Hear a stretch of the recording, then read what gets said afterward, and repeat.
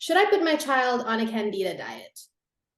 So in my clinical practice, I don't recommend elimination diets of any kind. When it comes to candida, and something important to understand too is that these imbalances don't travel alone. So if your child does have candida that's been identified, it's also really important to address other findings that come along with that because they all play off of each other.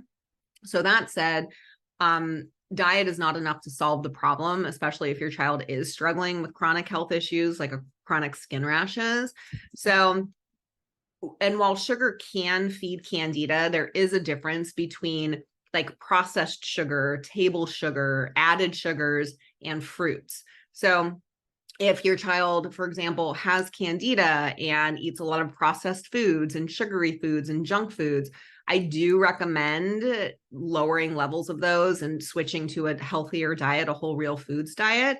That can be really helpful. Additionally, I wouldn't worry as much about fruit and natural sugar.